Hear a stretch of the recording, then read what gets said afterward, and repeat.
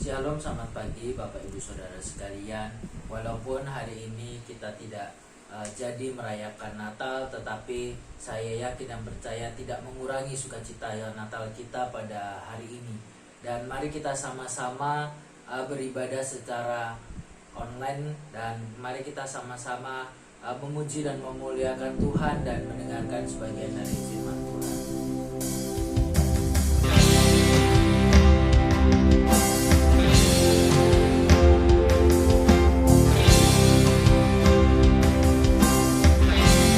Pujilah aku Tuhan, cobalah aku Tuhan, selidiki batinku dan hatiku, mataku tertuju padamu.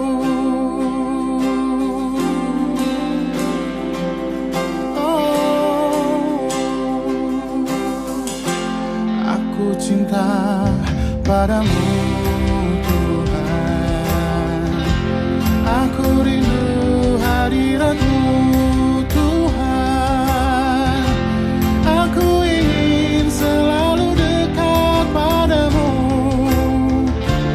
menikmati kehadiran-Mu. Ku nyanyi Hosana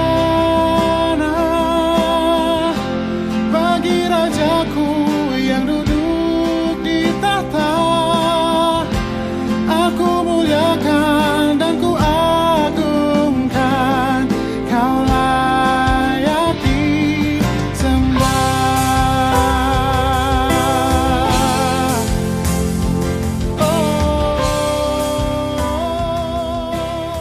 Terima kasih Tuhan buat berkat-Mu pada pagi hari ini Tuhan. Sebentar kami akan mendengarkan sebagian daripada firman-Mu Tuhan. Kami mempersiapkan hati kami yang terbaik untuk ditabur oleh kebenaran firman-Mu. Terima kasih Tuhan, kami ucap syukur hanya di dalam nama Tuhan suka berdoa. Haleluya, amin. Shalom, selamat pagi Bapak Ibu Saudara sekalian. Mari kita sama-sama membuka Alkitab kita di Injil Lukas pasalnya yang kedua, ayatnya yang ke-10 dan ayatnya yang ke-11. Injil Lukas pasalnya yang kedua, ayatnya ke-10 dan ayatnya yang ke-11. Demikian firman Tuhan. Lalu kata malaikat itu kepada mereka, "Jangan takut, sebab sesungguhnya aku memberitakan kepadamu kesukaan besar untuk seluruh bangsa. Hari ini telah lahir bagimu juru selamat, yaitu Tuhan di kota Daud." Puji nama Tuhan. Pada pagi hari ini saya memberikan tema pengingat perintah. Kenapa bisa saya katakan pengingat perintah? Karena kita tahu bahwa hari ini adalah hari di mana kita memperingati Natal. Dan apakah Natal itu diperingati pada tanggal 25 Desember saja, atau hanya kita merayakan pas momen-momen tertentu, atau seharusnya kita merayakan Natal itu setiap hari? Itu sebuah pertanyaan besar dalam setiap kehidupan kita. Karena kita tahu bahwa pengingat itu adalah sesuatu hal yang mengingatkan kita sebagai orang percaya bahwa ini ternyata sesuatu hal yang telah terjadi sebelumnya. Nah, tetapi pengingat itu apakah kita ingat hanya waktu ataupun momen itu saja, atau kita ingat setiap hari? Nah, oleh sebab itu Natal itu seharusnya kita peringati setiap hari. Karena apa? Karena kesukaan besar itu bukan hanya kita rayakan hanya di tanggal 25 Desember aja atau di bulan Desember saja, tetapi Natal itu kita bisa rasakan setiap hari. Karena apa? Karena Tuhan memberikan kasih-Nya kepada setiap kita. Karena kita tahu bahwa kesukaan itu adalah setiap hari, bukan hanya pada momen-momen tertentu saja. Tuhan lahir ke dunia bukan hanya sekedar lahir saja atau sekedar numpang saja, tetapi Tuhan ingin mengingatkan kepada setiap kita orang percaya bahwa Tuhan lahir itu untuk menyelamatkan dosa-dosa kita. Untuk apa? Untuk lahir sebagai manusia. Untuk apa? Untuk dapat kita sebagai orang percaya melihat bahwa Tuhan kita itu adalah Tuhan yang luar biasa, Tuhan yang penuh dengan kuasa, Tuhan yang sanggup memberikan sesuatu kesukaan, kegembiraan yang luar biasa. Dan ini adalah sebagai alarm kita, ini adalah sebagai pengingat kita sebagai orang-orang percaya. Nah, terkadang kita menganggap bahwa itu hanya momen-momen tertentu saja kok, yang penting besok hari Natal ya sudah saya peringati. Tetapi kita tidak ingat bahwa apa sih sebenarnya arti Natal yang sesungguhnya, apa sih arti kelahiran Tuhan yang sesungguhnya, tujuan apa sih yang Tuhan ingin lakukan kepada setiap kita umat-umatnya. Nah, terkadang kita menganggap bahwa makna Natal itu ya sudah sukacita. Benar Bapak Ibu Saudara, makna Natal itu Tuhan lahir dalam setiap kehidupan kita. Tetapi bagaimana kita sebagai orang percaya memaknai Natal bahwa Tuhan lahir bukan hanya sekedar lahir, tetapi Tuhan ingin membuktikan kepada setiap kita orang percaya bahwa Tuhan mau melakukan sesuatu hal yang mungkin manusia anggap itu hina, tetapi Tuhan ingin menyatakan kasih-Nya kepada setiap kita orang percaya. Oleh sebab itu, apa sih makna Natal dalam setiap kehidupan kita? Apa sih sebenarnya momen Natal apa yang kita impikan? Mungkin tahun ini adalah momen Natal yang saya katakan berbeda dengan momen Natal sebelum-sebelumnya. Momen Natal di mana kita harus berjaga jarak, harus kita kebanyakan dari kita ibadah di rumah, ataupun kita beribadah dengan sesama kita mungkin lewat media sosial dan sebagainya. Tetapi itu sebenarnya bukan sesuatu hal yang mengurangi makna Natal yang sesungguhnya, yaitu adalah apa? Kelahiran Tuhan bagi setiap umatnya untuk menyatakan dirinya bahwa kasih Tuhan itu begitu luar biasa dalam setiap kehidupan kita. Oleh sebab itu, perintah apa yang sebenarnya yang harusnya kita lakukan sebagai orang percaya untuk memahami atau memaknai arti Natal yang sesungguhnya? Yang pertama adalah, perintah yang pertama itu adalah jangan takut. Terkadang kita beranggapan bahwa aduh Tuhan saya takut. Karena apa?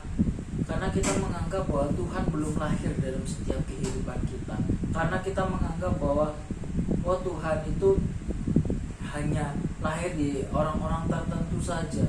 Tetapi Tuhan katakan pada pagi hari ini, Tuhan mengingatkan kepada setiap kita, jangan takut. Karena apa?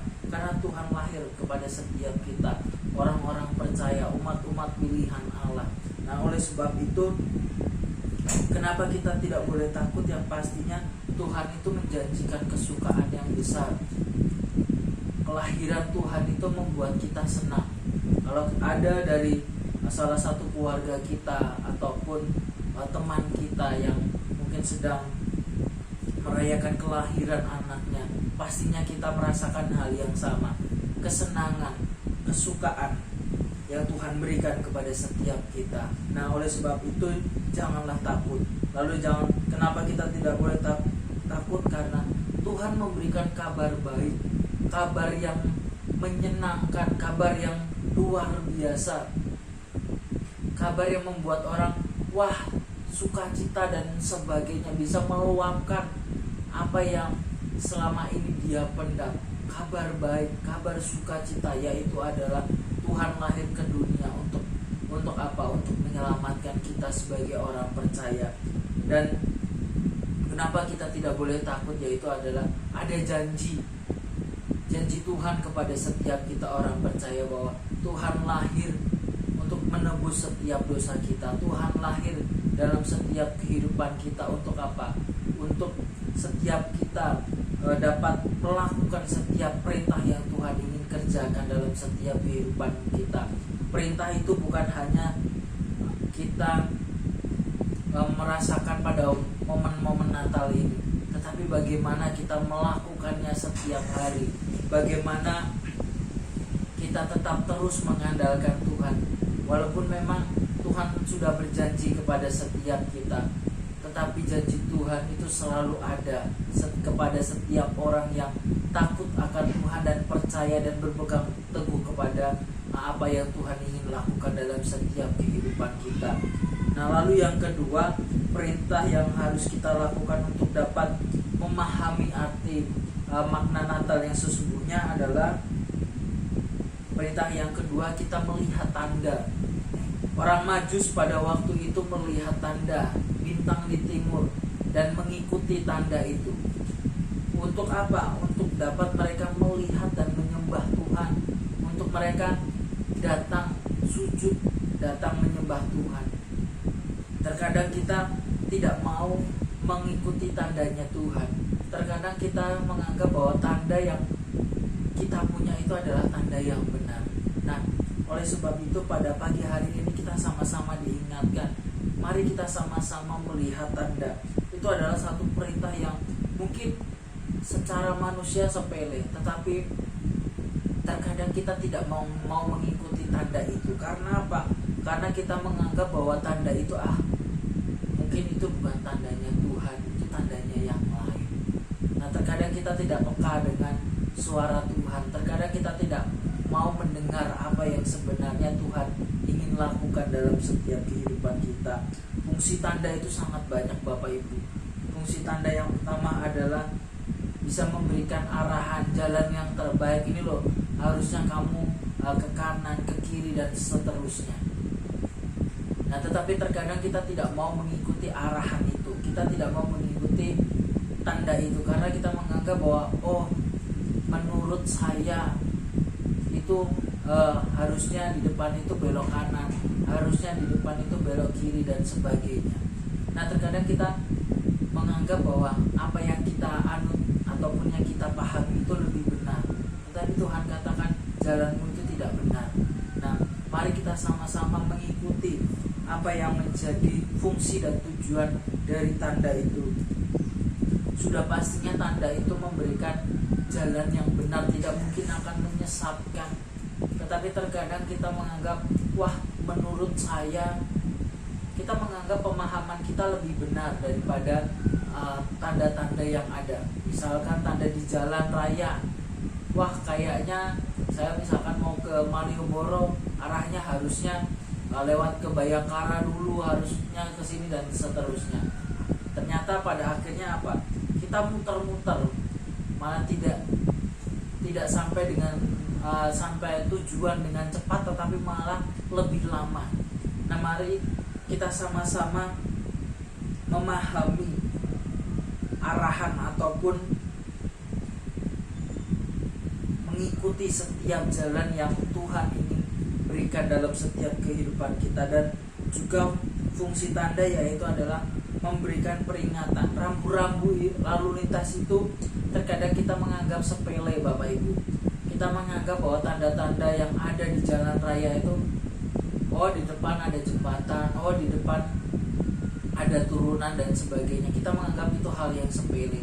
Tetapi sebenarnya fungsi tanda itu adalah memberikan peringatan kepada kita bahwa di depan itu ada jalan yang berliku-liku, ada jalan yang terjal dan sebagainya.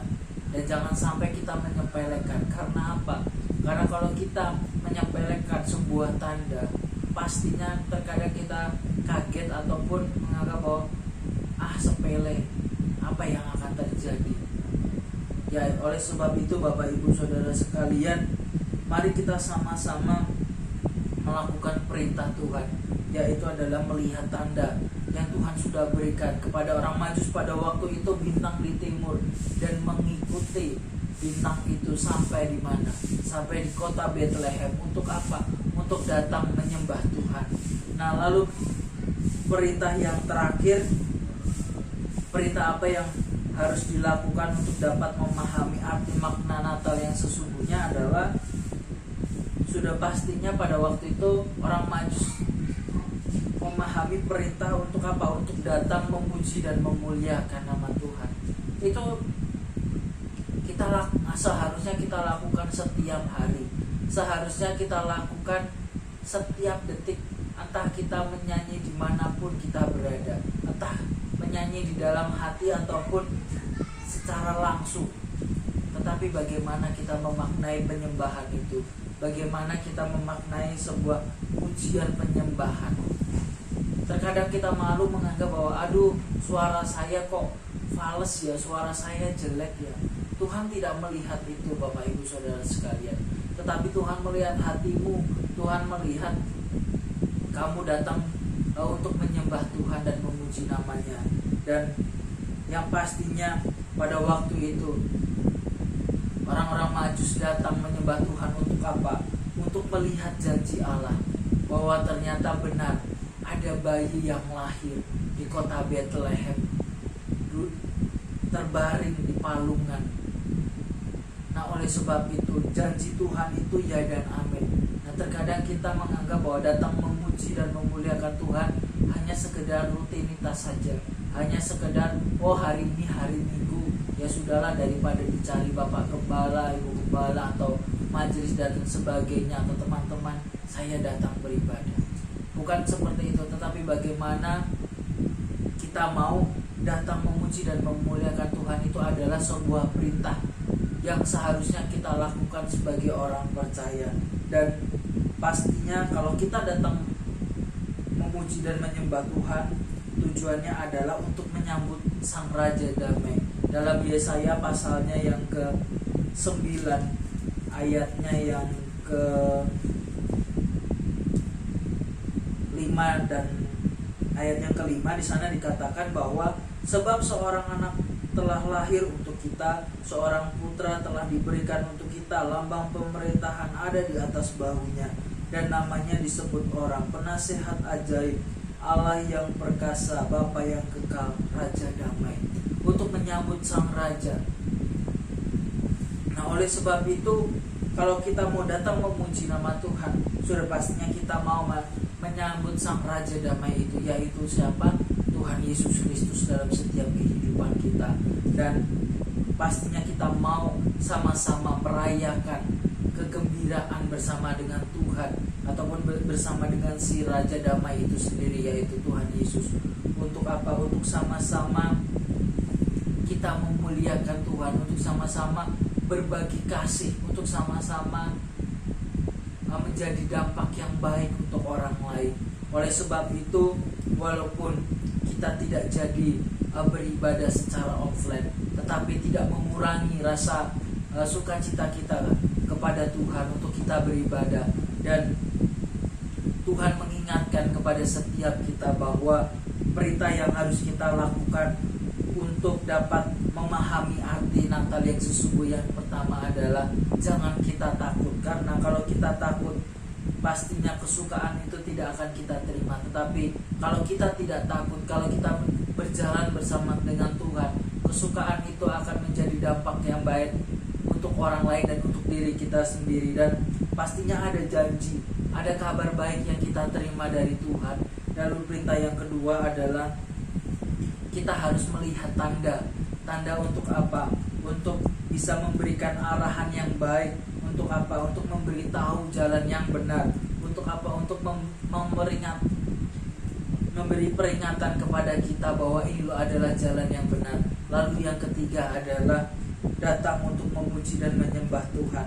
Karena kita tahu bahwa kalau kita datang memuji dan menyembah Tuhan, pastinya kita mau menyambut Sang Raja Damai itu, untuk bersama-sama merayakan sukacita Natal bersama dengan Tuhan. Dan kita percaya sukacita Natal itu tetap ada dalam hati kita walaupun kita masih beribadah secara online. Dan saya yakin dan percaya bahwa Tuhan tetap bersama dengan kita. Dan saya percaya juga bahwa apa yang Tuhan lakukan dalam kehidupan kita adalah proses yang luar biasa, dan semuanya mendatangkan kebaikan. Dan peringatan dan perintah Tuhan ini, mari kita sama-sama renungkan, mari kita sama-sama memahami, dan mari kita sama-sama memaknai Natal, bahwa Natal tahun 2020 adalah Natal kesukaan besar dalam setiap kehidupan kita. Tuhan Yesus memberkati kita semua. Amin.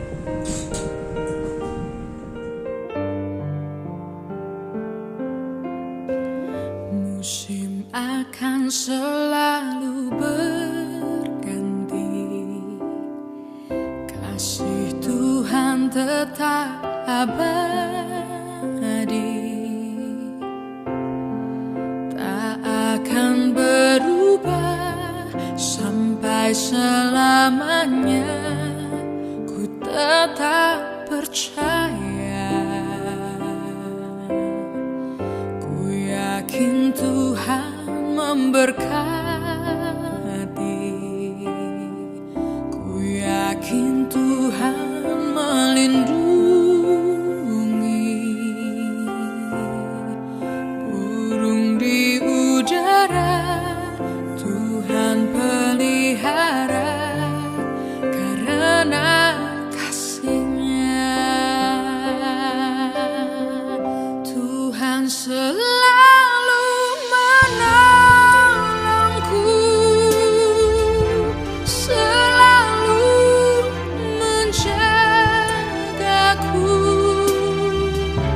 Sehelai di rambutku tak akan terjatuh tanpa seizin-Mu.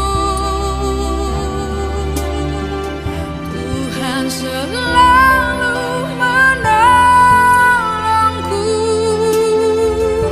selalu menjagaku.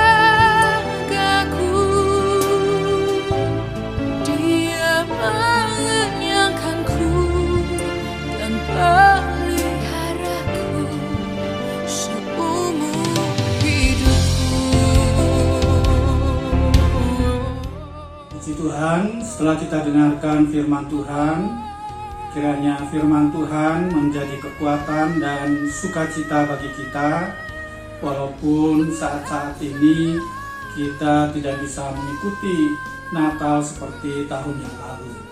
Tetapi tidak mengurangi sukacita kita untuk tetap semangat di dalam Tuhan. Mari kita berdoa. Terima kasih Tuhan Yesus untuk firman-Mu. Terima kasih untuk anugerah Tuhan pada sepanjang tahun ini, tahun 2020, dan kami ada di akhir dari tahun ini. Tuhan yang telah menyertai kami, menolong kami, dan kami ada sampai pada hari ini karena anugerah Tuhan. Terima kasih Bapa, doa hamba-Mu lawat seluruh jemaat-Mu, biar sukacita dari Tuhan itu tetap ada dalam hidup mereka, semangat, gairah untuk tetap memuji Tuhan, untuk tetap bersekutu dengan Engkau, itu ada dalam setiap hidup anak-anak Tuhan. Terima kasih Bapa, berkatilah dalam rumah tangga mereka, usaha pekerjaan mereka, demikian juga kekuatan kesehatan mereka. Kiranya berkat-berkat-Mu melimpah atas hidupnya. Terima kasih, dan saat ini juga kami doakan untuk saudara-saudara kami yang lemah, beri kekuatan, yang mungkin jauh dari Engkau oleh karena keadaan yang ada. Kiranya Tuhan yang kembalikan dalam kasih Tuhan, yang dalam keadaan sakit Tuhan jamah sembuhkan dan berikan jamahan-Mu agar supaya mereka dengan tubuh yang sehat dapat memuliakan Tuhan. Terima kasih Tuhan, bangsa dan negara kami Tuhan juga pulihkan di dalam nama Tuhan Yesus Kristus. Dan mari Bapa, turunkanlah kiranya berkat-Mu atas setiap kami, di dalam berkat nama Allah Bapa, Putra dan Roh Kudus, dalam nama Tuhan Yesus Kristus. Amin. Selamat Natal dan selamat Tahun Baru. Tuhan Yesus memberkati.